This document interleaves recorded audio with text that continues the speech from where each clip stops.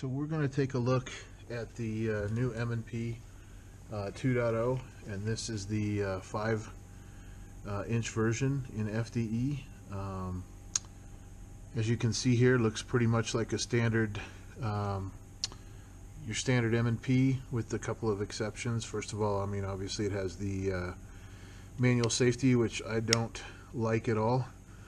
I'm going to see what I can do to talk to Smith & Wesson about, or someone about getting that changed out. Also has metal inserts now into the slide, and I'm sorry, into the frame, and so that's a change. Feels a little different in terms of the weight on the front from the previous, and I have the 4.25 inch and the 5-inch Pro in the earlier version. The other thing I would talk about here is the trigger. From my perspective, this trigger is a huge improvement over the previous version. Similar to the core is what I've heard. I've not tried a core, but I can show you just from here a lot smoother than previous. So that's the frame. Obviously, barrel wise, doesn't look a whole lot different than previous. The guide rod spring, looks the same. So we get to this component here, the slide, and you'll see here it's got, if you can see that, the 2.0 M&P9. Here's an interesting change, loaded chamber indicator, which you'll all recognize a similar setup on the XDM. The one on the M&P quite a bit longer.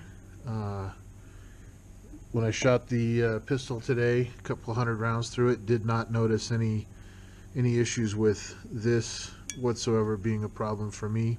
I also installed some True Glow TFO sights for tritium that also pick up light in the day, in the sunlight, and you'll see those on the video where I'm shooting this gun, where they pop out. But interesting. So this is FDE, and as you can see here, the inside of the slide is all black. Some of these pistols, like the Glocks and others, come when they come with the Cerakote or whatever the coating is, it's completely coated. This one just on the outside. And so, some different looks here. The slide's a little thinner. I think that was an interesting thing I noted. Not ridiculous, still fits the same holsters I use for my other two M&Ps. And beyond that, I didn't see a ton of difference. So I'm going to put this back together again and just let you see some of the stuff on the trigger. It comes with some nice FDE mags.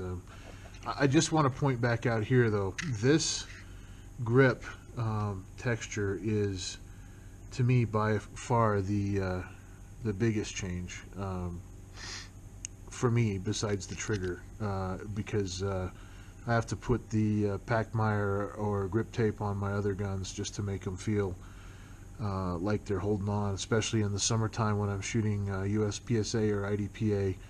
The M&Ps tend to move a little bit. With this grip, there is no movement. This is going to sit pretty tight in your hand. So excellent addition there. Like I said, the trigger, excellent, and I'll show you what that looks like when it's together. Alright folks, just to give you a quick rundown on some of the M&P characteristics here for the trigger. Make sure this thing is safe. You can see there, nothing in the chamber. And so I just want to show the trigger, and so this is the actual, you see all that take up, and then there's the wall, so you'll see that. That's the wall, and this is the reset. You'll see it comes back out. There's the wall, reset.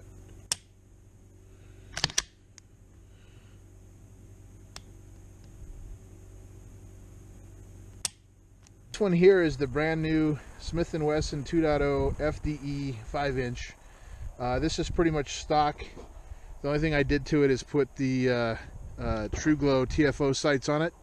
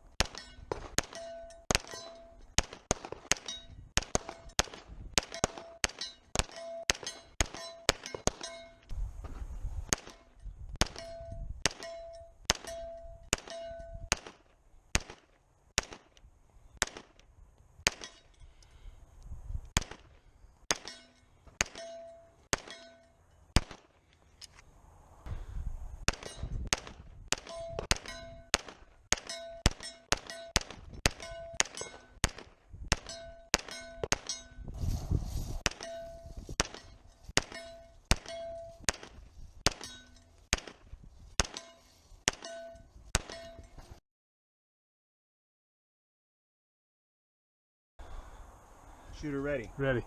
Stand by.